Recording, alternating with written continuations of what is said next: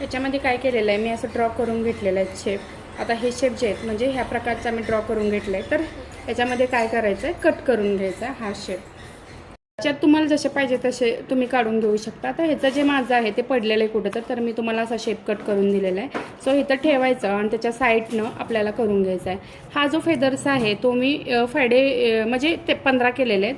तर ह्यातला मी एक राखीव ठेवलेला होता. तर हे मी कसं कसं लावते ते सांगते. ओके, इथं मी सांगितल्याप्रमाणे फेदर्स एकसारखे आपण म्हणजे हे जे केलेले आहेत ना एकसारखे मी मार्जिन करून घेतलेत 15 आणि त्यानंतर इथं मडकण घालून घेतलेलं आहे.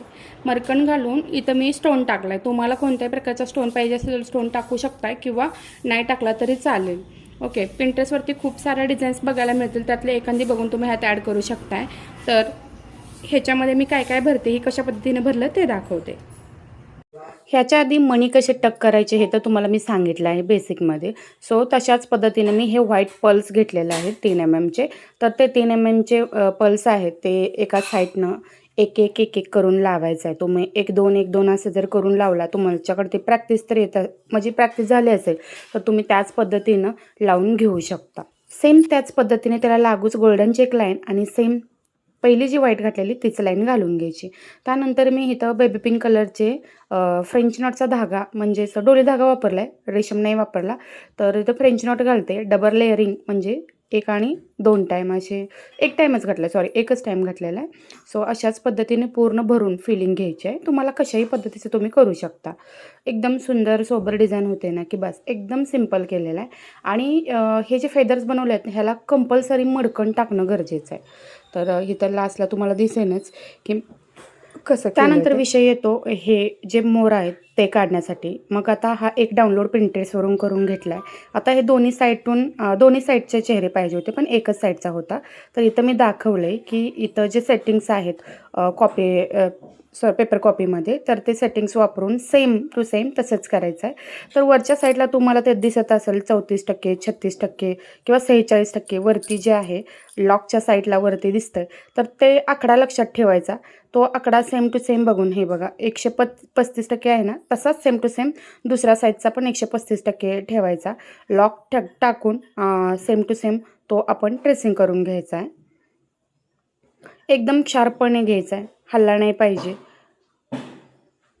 आणि जिथं आपण म्हणजे आता इथं कसं की 2 लेयरमध्ये केलेलं आहे, 3 डिझाईन घातलेले आहेत. पण मी काय नाही जसं माझ्याकडे जेवढं मटेरियल होतं आणि मी जेवढे सिंपल करायला येईल तेवढं मी सिंपल केलेलं आहे. तर पुढे जाऊन तुम्ही बघालच.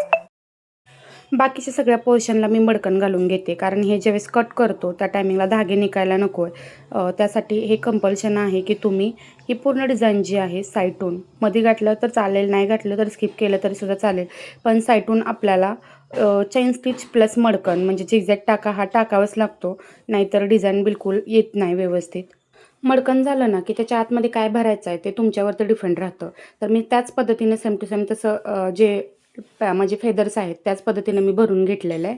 आणि जी सरळ साईज आहे ना त्याला थोडंसं 1/2 इंचाचा गॅप ठेवून कट करायचं आणि बाकी पुढची बाजू जी आहे ना ते एकदम लागून कट करायचं. आता त्याच्या पाठीमागे एक कारण आहे, रिझन आहे, तर ते पुढे जाऊन तुम्हाला समजेलच. तर मी सगळे फेदर्स आहेत ना ते सगळे व्यवस्थित कट करून घेतले.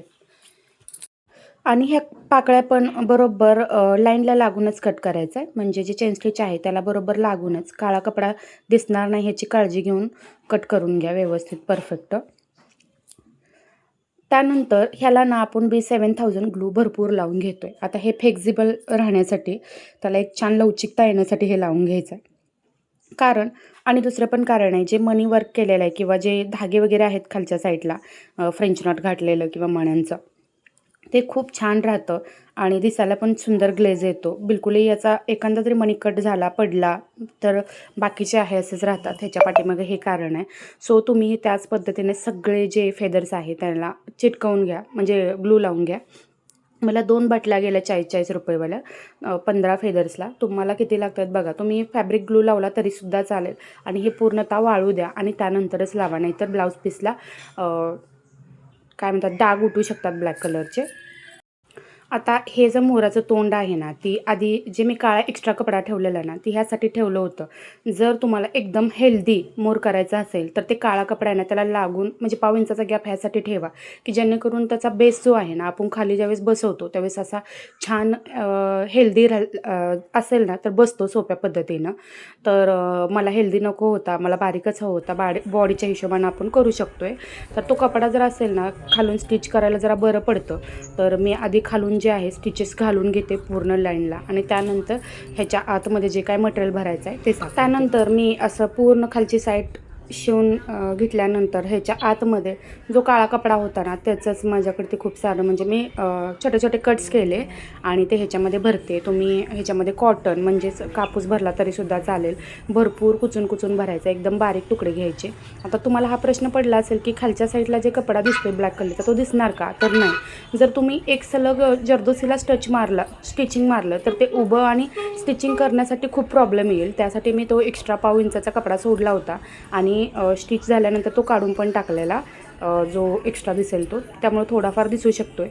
तर असं थोडी थोडी फिलिंग्स घालत त्याच्यामध्ये तुम्हाला हे जे आहे ना पूर्ण फेदर्स शिवून घ्यायचं आहे. सिम्पल जसं स्टिचिंग करतो तसंच करायचं आहे. जरदोसीच्या आतमध्ये स्टिचेस आले पाहिजेत, एकदम स्मूथ.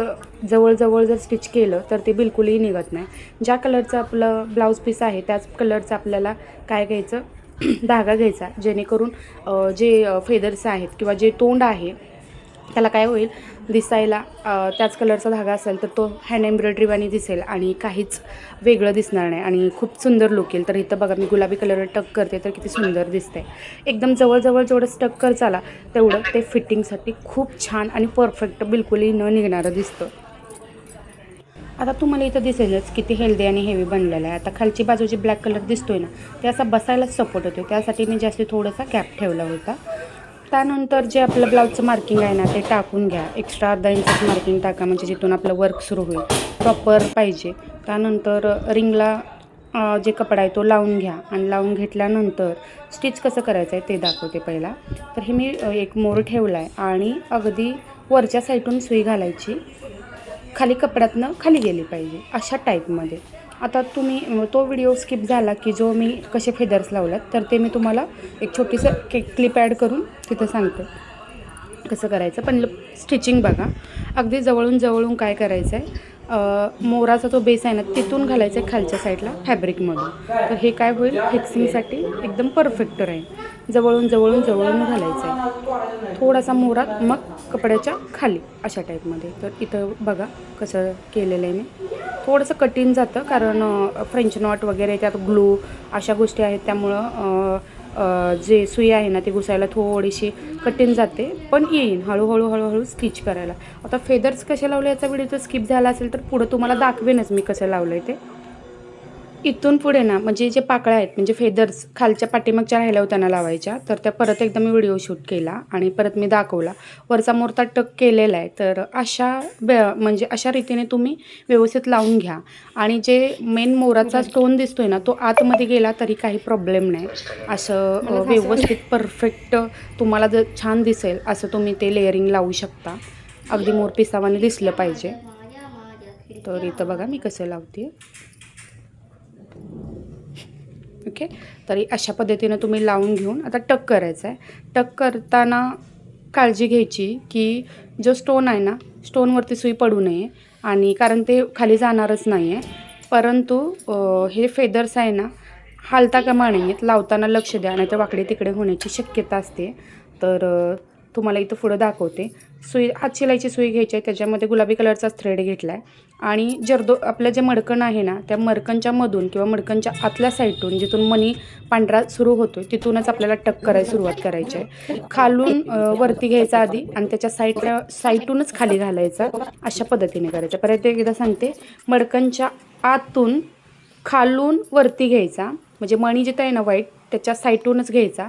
आधी वरती घेतला की त्याच्या साईडूनच खाली सुई घालायची, म्हणजे अशा रीतीने आपला हा फेदर्स आहे ना पॅक होऊ शकतो आहे. अशाच रीतीने जिथं स्टोन येतो आहे ना तिथं स्किप करायचं आणि एकावर एक फेदर्स आलेत ना तिथं थोडेसे एफर्ट्स टाकावे लागतात दोन्हीतनं एकत्र सुई यायला. पण हळूहळू जर काम केलं ना, हे शिस्तीचं काम आहे, हळूहळू काम केलं तर ते व्यवस्थित जपून जाईल. ह्याला थोडासा वेळ लागतो. मला ह्या पूर्ण फेदर स्टक करण्यासाठी अर्धा ते पाऊण तास लागलेला आहे, कारण सुया लहान असतात आणि हे फेदर्स आपण जे ग्लू टाकलेला असतो त्यामुळं कडक झालेला असतो. त्यामुळं हा व्हिडिओ फास्ट केला आहे, एवढा फास्ट झालेला नाही आहे. अशाच पद्धतीने तुम्ही करून घेऊ शकता. गळ्याला डिझाईन तुमच्या हिशोबानं तुम्ही कशीही पाहिजे तसं टाकू शकता. तर हा व्हिडिओ कसा वाटला कमेंट सेक्शनमध्ये कमेंट करा, आणि जर तुम्हाला आवडलं असेल तर लाईक आणि कमेंट छान छान करा, आणि फॉलो केलं नसेल तर फॉलो करा. ओके. मुद्दाम